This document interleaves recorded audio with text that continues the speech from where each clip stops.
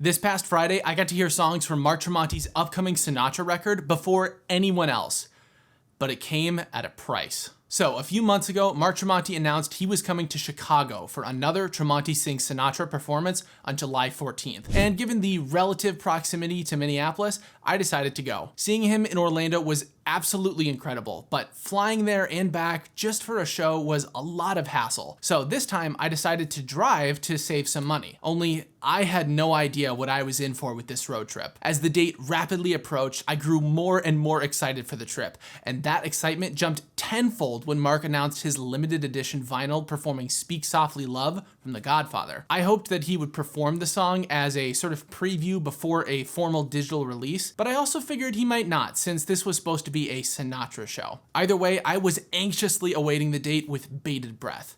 And finally, the day came and it was time to head for Chicago. From Minneapolis to Chicago is about a 6.5-hour drive, so I hit the road around 9:30 a.m. to give myself plenty of time for breaks, lunch, to check into my Airbnb, and to get dinner before the show. And as it would turn out, that buffer time would become extremely important later on. But more on that in a little bit. It was smooth sailing for most of the ride. I had clear roads, clear skies, and jams blasting on the radio for hours. However, as I approached Milwaukee, Wisconsin, things started to get a little more complicated. As the Milwaukee skyline grew closer, the number of motorcycles on the road grew exponentially until it felt like I was in an episode of Sons of Anarchy. Now, motorcycles are not inherently a problem, but they can be harder to spot on the road due to blind spots. So it had me on edge and on the lookout for a bike possibly slipping under my radar. What I would later learn is that July 14th just so happened to be the 120th anniversary of Harley Davidson. And seeing as Milwaukee was where that company started,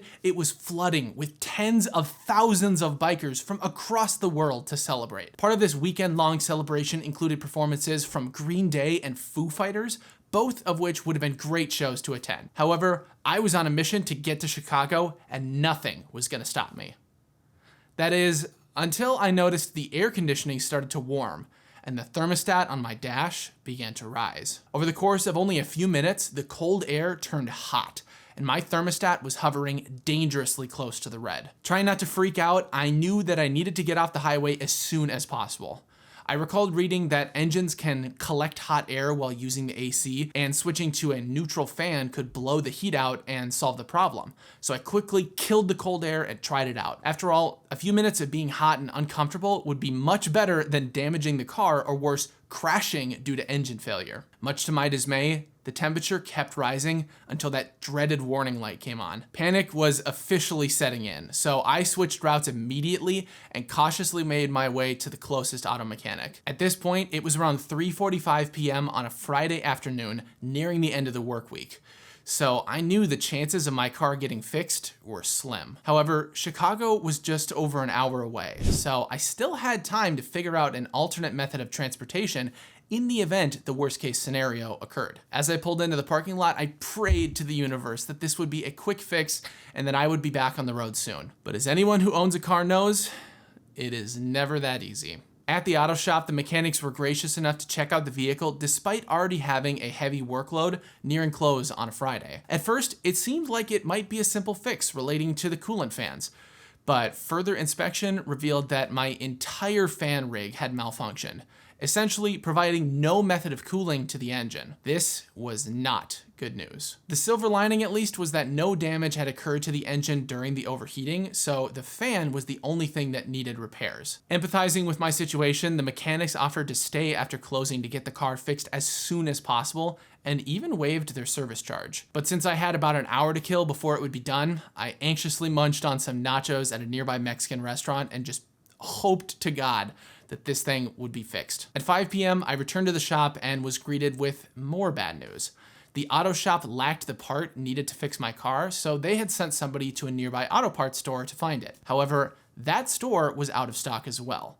The closest shop, not even with it in stock, but with it having a chance of being in stock, was all the way across town. And if you remember from earlier, The streets were consistently becoming more clogged with motorcycle traffic due to the 120th anniversary of Harley-Davidson. I was cutting it a little too close for comfort, and it was time to decide if I should wait for the part or just find a bus route or something to make it in time. I chose to wait it out, hoping that that store would have the part that we needed, but having no guarantee that that would actually happen. After several minutes of nail-biting radio silence, we finally got a call saying the mechanic was on his way with the part in hand, and that it was only a matter of time before I could get back on the road. It felt like a miracle, but I couldn't breathe a sigh of relief quite yet.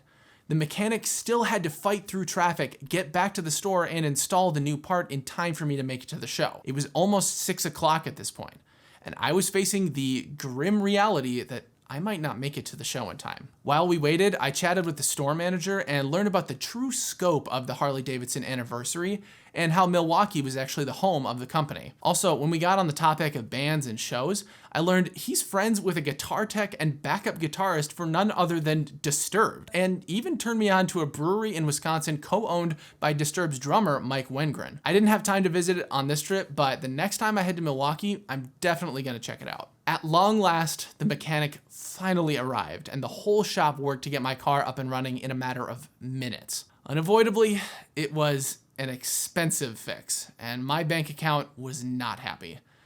But I had no other options. It was either pony up the dough or abandon my car in Milwaukee and strand myself hundreds of miles from home. Despite the large price tag, I was extremely grateful to the mechanics for their help and made sure to leave them positive reviews online afterwards. With my car back to 100%, I was finally back on the road, but without a moment to spare. I was in the home stretch, but there was no more margin for error. And naturally, my faith in my car had been somewhat shaken, so I wasn't taking any risks. That hour-long drive to Chicago felt like it simultaneously lasted an eternity and an instant.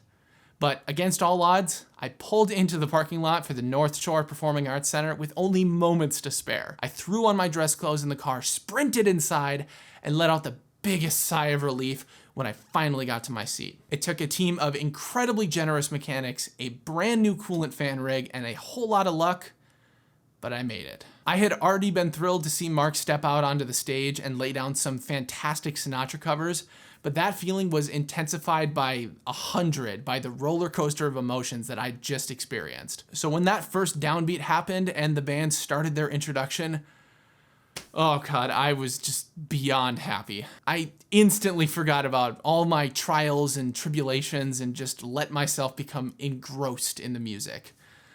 And goddamn was it good. Mark sounded even better that night than he did in December, which is honestly not a surprise in the slightest, since this guy's talent just knows no bounds. He's always improving. Every note was crisply in tune, and his blend of Sinatra's unmistakable style with his own unique touches was gorgeous. He performed several songs from the album released in May of last year, including some of my personal favorites like My Way and You Make Me Feel So Young, and he also surprised us with several songs not from the album, including Summer Wind, The Best Is Yet to Come, New York, New York, My Kind of Town, and The Way You Look Tonight. And to make things even better, he basically confirmed that those songs would be showing up on Volume 2 of Tremonti Sings Sinatra, coming soon. Prior to the show, we were also informed that something would be formally announced in a couple of weeks, and that we'd probably want it for the holidays. To me, that can mean only one thing. Tremonti Sings Sinatra Volume 2 is coming, and we'll have Christmas and holiday-inspired songs, something many fans have been dying to hear. And if you haven't seen it yet, pre-orders for this unnamed record are already available for purchase,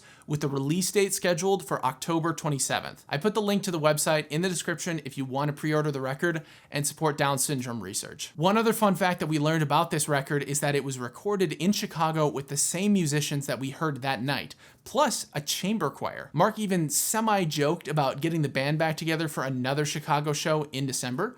So hopefully that one comes to fruition and we get another chance to see them perform their amazing music. Though next time I might go back to flying instead of driving. Now, all we can do is wait for the official announcement of the next record. Hopefully we'll get a digital version of Speak Softly Love in the meantime to hold us over, but no matter what happens, This summer is shaping up to be chock full of big events and releases. Speaking of which, I'm sure that you've heard that Creed is announcing something big later this week as well, so make sure to subscribe to stay notified about Alter Bridge and Alter Bridge adjacent news. Thanks for listening to the tale of my perilous voyage, and I'll see you next time.